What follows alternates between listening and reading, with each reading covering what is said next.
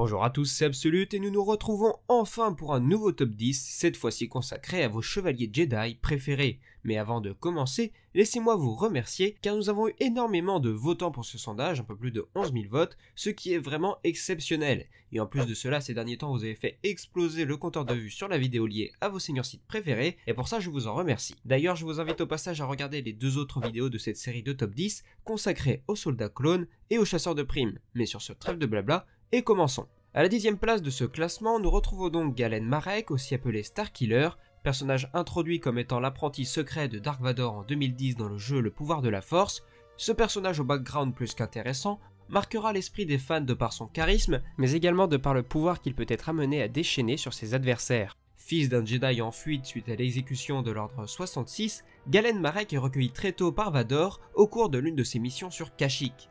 Le Seigneur Noir entraînera le jeune homme aux arts Sith durant l'ensemble de sa jeunesse, faisant de lui une véritable machine à tuer. Ses premières missions le mèneront à rencontrer divers maîtres Jedi tels que Ram Kota ou bien encore Shakti, ce qui lui permet de prouver sa valeur aux yeux de son maître. Il recevra ensuite une nouvelle mission, celle de créer une alliance rebelle dissidente aux agissements de l'Empire, afin que les personnalités récalcitrantes telles que Bail Organa ou Mon Mothma puissent être arrêtées. Trahi par Vador, Galen Marek se retournera contre son maître mais également contre l'Empereur. Il permettra à la jeune alliance rebelle de subsister et Leia Organa suggérera de prendre l'emblème de la famille Marek comme symbole d'espoir pour représenter leur organisation. Si vous voulez explorer de manière plus profonde l'histoire de ce personnage, je ne peux que vous conseiller de jouer à l'excellent jeu vidéo Le Pouvoir de la Force ainsi qu'à sa suite dont la qualité est toutefois légèrement inférieure. A la 9e place de ce classement avec 388 voix, nous retrouvons assez étrangement Luke Skywalker. Personnellement je pensais le voir arriver plus haut, mais visiblement d'autres personnages de la saga vous ont beaucoup plus marqué ou intéressé. Fils de Anakin Skywalker, dorénavant aussi appelé Dark Vador, le jeune Luke Skywalker est élevé par son oncle et par sa tante sur la planète déserte Tatooine. Destiné à devenir cultivateur d'humilité comme son oncle, Luke rêve de s'envoler parmi les étoiles et de rejoindre l'académie de pilotes comme nombre de ses amis. Le jeune homme voit l'occasion de voler de ses propres ailes lorsque les troupes de choc de l'Empire éliminent son oncle et sa tante et que le mystérieux Obi-Wan Kenobi requiert son assistance pour venir en aide à la princesse Leia Organa. A partir de là, le jeune Luke vivra de nombreuses aventures qui lui permettront de visiter une immense partie de la galaxie et qui feront de lui un héros voire même une légende. Après avoir accompli une dernière épreuve, Luke devient un véritable maître Jedi et se décide à former sa propre académie. Malheureusement, l'un de ses apprentis, Ben Solo, le fils de sa sœur Leia et de son amie Han, en pensant que Luke, son maître, lui veut du mal, se retourne contre lui et détruit l'ensemble de son académie. De là, il prendra le nom de Kylo Ren et servira le Premier Ordre alors sous la coupe du suprême leader Snoke. Quelques années plus tard, et après s'être retiré au fin fond de la galaxie sur la planète qui avait vu naître les chevaliers Jedi, la jeune Rey et le Wookiee Chewbacca viennent requérir l'aide de l'ancien maître Jedi. Celui-ci commence par refuser, mais finalement il viendra en aide à ses compagnons résistants, ce qui leur permettra de prendre la fuite et de préserver l'espoir dans la galaxie. Luke disparaîtra ensuite paisiblement après avoir épuisé ses dernières forces. A la 8e place, nous retrouvons ensuite le maître Jedi interprété par Samuel L. Jackson, Mace Windu.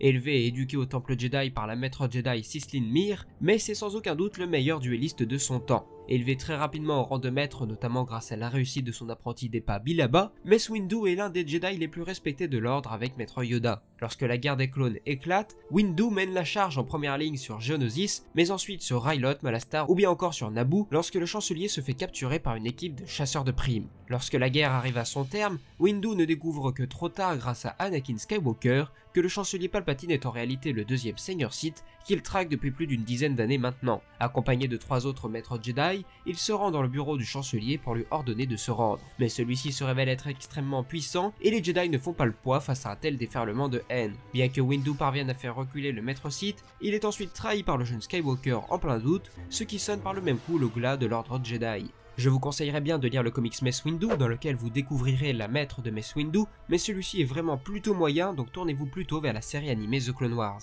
A la 7e place, nous retrouvons le premier maître Jedi à avoir percé l'un des plus grands mystères de la Force, j'ai nommé Qui-Gon Jinn. Apprenti de Dooku et maître du prometteur Obi-Wan Kenobi, Qui-Gon était sans aucun doute l'un des maîtres les plus respectés de l'ordre Jedi, ce qui ne l'empêchait pas de temps à autre de remettre en cause le code même de l'ordre, voire même le conseil Jedi lui-même. C'est d'ailleurs de cette manière qu'il se distinguera lorsqu'il se présentera devant le conseil avec un jeune homme à ses côtés, Anakin Skywalker, malgré l'interdiction formelle proclamée par le conseil de former le garçon.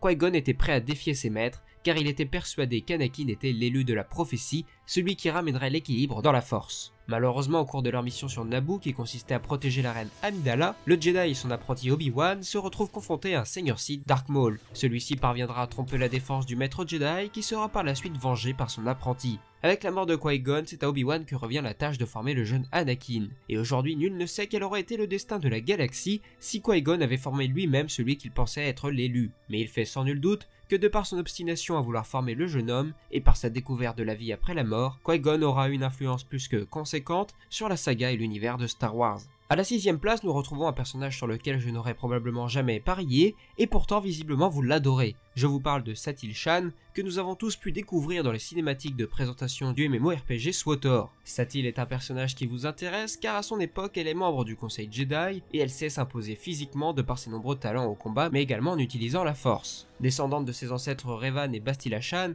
Satele vit ses premières années en pleine tranquillité. Lorsqu'elle devient à même de combattre, elle rejoint le maître Zabra Kao Sendarak en poste sur la station orbitant au-dessus de Korriban. Malheureusement, le retour de l'Empire Sith vient briser ses temps de paix.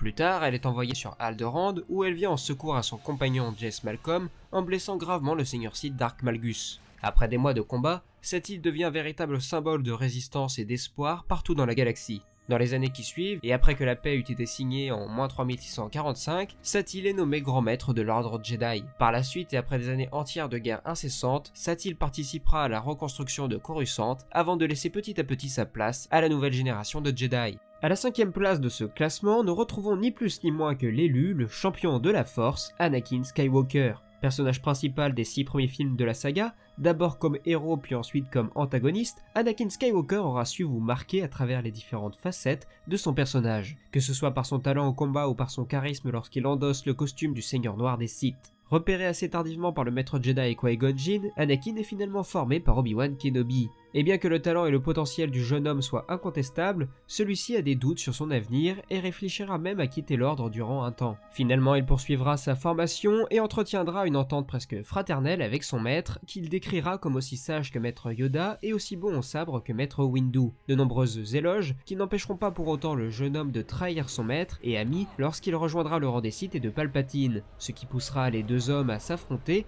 dans un duel épique qui causera de nombreux dommages physiques au nouveau Sith qui l'obligeront à porter constamment une armure chargée de lui assurer sa survie. Des années plus tard, après avoir appris l'existence de ses enfants et plus particulièrement de son fils Luke Skywalker, Anakin repassera du côté lumineux en éliminant l'empereur. À la 4ème place, avec 588 voix, nous retrouvons le petit mais costaud maître Jedi vert, Yoda. On ne sait que peu de choses sur le passé du petit maître Jedi, si ce n'est qu'il est né 896 ans avant la bataille de Yavin. On estime ensuite qu'il a obtenu le rang de maître Jedi aux alentours de ses 100 ans, et qu'il a ensuite consacré le reste de sa vie à entraîner des milliers de jeunes Jedi. Parmi eux, on peut citer Dooku ou bien encore Sindralig.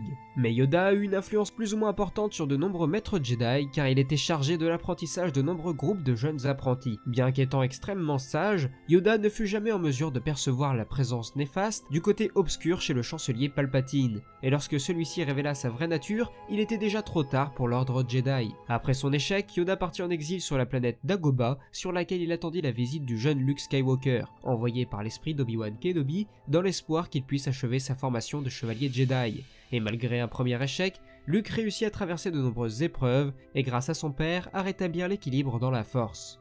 Et à la 3ème place, nous retrouvons le personnage indéboulonnable, celui qui, peu importe le sondage, se trouve toujours en tête. Mes amis, je vous parle évidemment de Revan qui a recueilli pas moins de 596 votes, soit 8 de plus que Yoda, comme quoi parfois ça ne se joue à pas grand chose. Enfin bref, acclamé comme étant l'un des plus grands chevaliers Jedi de son temps, mais également redouté de par son passage du côté des Seigneurs Noirs des Sith, Revan est un personnage qui aura su marquer la galaxie de son empreinte. En réalité, oui, Revan était un très bon Jedi, mais ce qui le démarque des autres, c'est qu'il a décidé d'élever la voix en allant à l'encontre du Conseil qui à cette époque-là refusait d'entrer en guerre contre les guerriers mandaloriens, qui pourtant dans le même temps terrorisaient les mondes de la bordure extérieure. Revan a donc pris à cœur son rôle de rebelle et a rapidement dû gérer les différentes flottes de navires républicaines, se révélant ainsi comme étant un excellent stratège. La guerre remportée, Revan se rend dans des régions inexplorées avec son apprenti Malak à la recherche d'une nouvelle menace. Lorsqu'ils font leur retour, les deux hommes sont devenus des Seigneurs Noirs des Sith et font régner la terreur sur les mondes républicains. Finalement, la galaxie sera sauvée par un Revan rédempteur qui tuera son ancien acolyte. Si vous voulez en savoir beaucoup plus sur Revan, lisez le roman, jouez à KOTOR 1 et 2 et renseignez-vous sur l'extension de Revan dans le MMORPG SWTOR. Mais passons désormais à la 2ème place. S'il y a bien un personnage qui a marqué la génération de fans des années 2010, c'est sans aucun doute Ahsoka Tano, la padawan Togruta d'Anakin Skywalker. Initialement détestée par une importante majorité de fans, elle aura réussi à se faire une place dans cet incroyable univers. Elle vous aura marqué de par son incroyable évolution grâce aux séries animées The Clone Wars et Rebels, et je dirais même qu'au-delà de vous avoir marqué, elle vous aura peut-être même fait pleurer avec ces deux scènes. Envoyé en plein milieu de la guerre des clones par Yoda pour devenir l'apprenti du chevalier Anakin Skywalker, celui-ci a d'abord du mal à l'accepter, mais après qu'elle eut réussi à faire ses preuves, les deux Jedi commencent à former un duo hors pair. Combattant à travers toute la galaxie à de nombreuses reprises, de nombreux liens se tissent entre ces deux personnages. La rupture n'en est donc que plus brutale lorsque Ahsoka décide de quitter l'ordre Jedi après avoir pourtant été accusée à tort. Après cela, Ahsoka apprendra à vivre en dehors de l'ordre Jedi, ce qui ne sera pas aisé au début, mais entourée des bonnes personnes, elle y parviendra et lorsque le règne de l'empereur fut proclamé, Ahsoka participa de plus belle à la création d'une rébellion pour s'opposer à ce régime tyrannique. Des années plus tard, alors qu'elle est présumée morte suite à un duel contre son ancien maître, désormais appelé Dark Vador, Ahsoka est sauvée par Ezra Bridger à travers un portail temporel. Malheureusement après cela, elle disparaît dans une temporalité différente de la sienne et ne réapparaît que quelques mois après la bataille d'Endor pour partir à la recherche d'Ezra Bridger, désormais porté disparu, suite au dernier combat contre l'amiral Thrawn. Voilà qui est fait pour la deuxième place, mais avant la révélation finale, voici les quelques mentions honorables qui n'étaient pas loin de trouver leur place sur les 10 premières marches du classement. Parmi elles, Plo Koon, Bastila Shan, Mara Jade, Kit Fisto, Ayla Secura, Shakti, Quinlan Vos et Kanan Jarrus. Mais passons maintenant au numéro 1, qui est donc le chevalier Jedi que vous préférez.